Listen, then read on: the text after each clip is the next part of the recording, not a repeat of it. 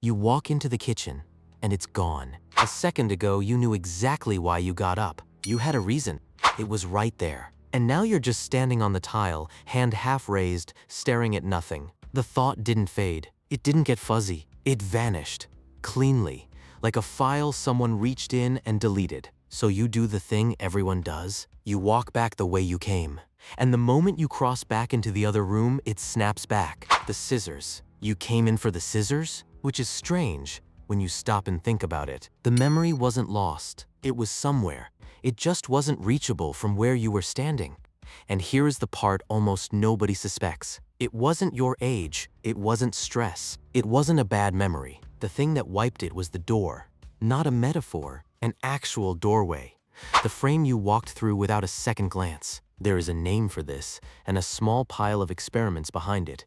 And it is stranger than it sounds. It's called the doorway effect. And the reason it happens has almost nothing to do with the room you walked into, and almost everything to do with the way your brain quietly chops your entire life into pieces.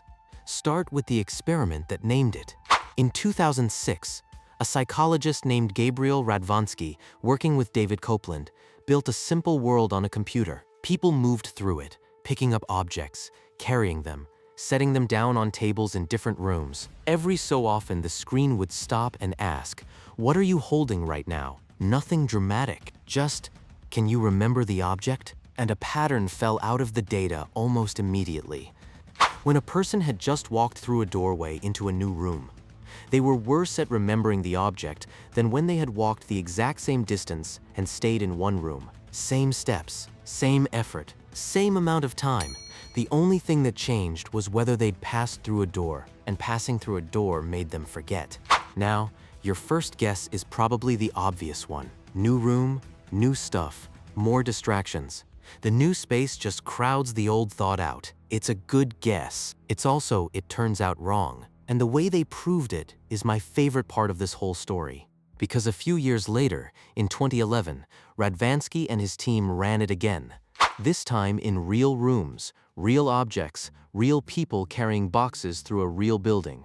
Same result. The doorway still did it. But then they added a twist designed to catch the distraction theory. They had people walk through a doorway and then walk right back into the very first room. The original room. Same table, same lighting, same everything they'd started with.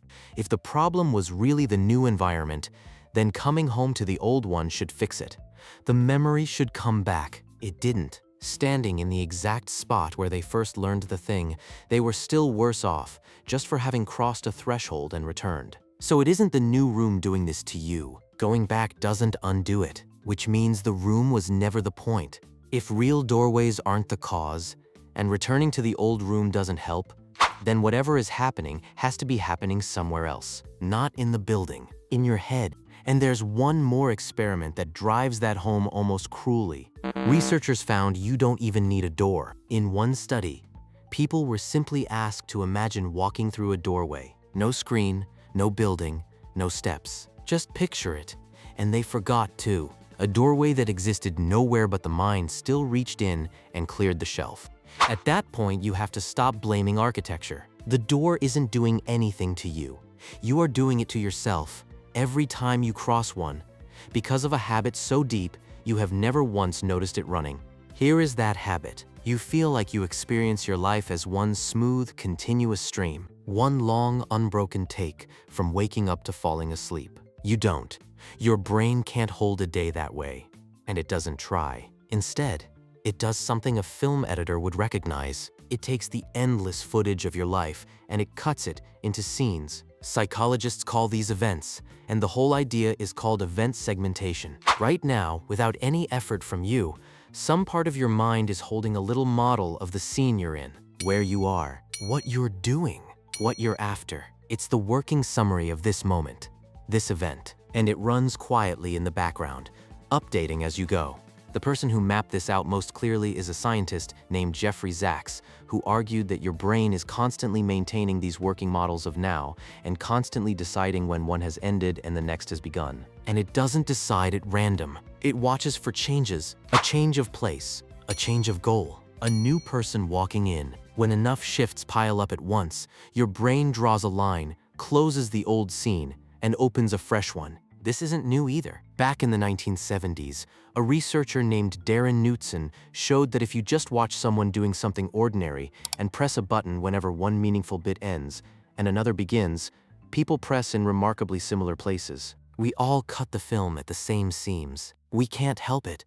And now you can see exactly what a doorway is. A doorway is one of the cleanest scene changes your brain will ever get. The light shifts, the walls shift, the whole frame around you swaps out in a single step. To an editor watching for the end of a scene, that is an unmistakable cut. So your brain takes it. It closes the scene you were in, the living room, the couch, the sudden thought about scissors, and it files the whole bundle away as one finished event. Then it opens a clean new scene for the kitchen. And the thing you were carrying in that mental workspace, the reason you stood up, was part of the old scene. It got packed away with everything else. One room behind you. That's why walking back works. You're not searching your memory. You're stepping back into the scene where the file still lives. Which makes this sound like a flaw, a bug in the system, dropping your thoughts at every threshold. But it's the opposite. That cutting is the only reason you can remember your life at all. Imagine if your brain never cut the footage. If every day were stored as one seamless, unlabeled smear from morning to night, you could never find anything. There'd be no scenes to search, no moments to return to, just an endless blur with no edges. The fact that you can remember this morning as a thing, separate from last night, separate from lunch, is because your mind is chopping experience into episodes you can file and pull back later. The forgetting at the doorway isn't your memory failing. It's the tax you pay for having a memory that's organized into a story at all. Now, I have to be straight with you, because the tidy version of this has a crack in it. The doorway effect became a little famous, the kind of fact people love to share. And when something gets famous in psychology, careful people go back and test whether it really holds. In 2021, a team ran the whole thing again, carefully, deciding in advance exactly what they'd measure across virtual reality, across video, across real walking. And a lot of the time, they couldn't get the doorway effect to show up cleanly at all. So the honest position is this: the specific, tidy claim, walk through a door and measurably forget, is shakier than the internet makes it sound. How big it is, how reliably it happens, that's genuinely still being argued, and I'm not going to pretend otherwise. But step past the doorway itself, and the thing underneath it doesn't wobble, that your brain slices experience into events, that it updates at boundaries, that crossing from one scene to the next reshapes what you can reach. That is not one fragile study. That's a deep, well-worn floor under all of memory. The door is just a small, memorable window onto it, maybe a cracked one. The view through it is real. So the next time you march into a room and the reason evaporates, and you stand there feeling like your mind betrayed you, try to see what actually just happened. Nothing broke. Your brain did the oldest thing it knows how to do. It took the endless, unbroken now, and it cut it into a moment it could keep.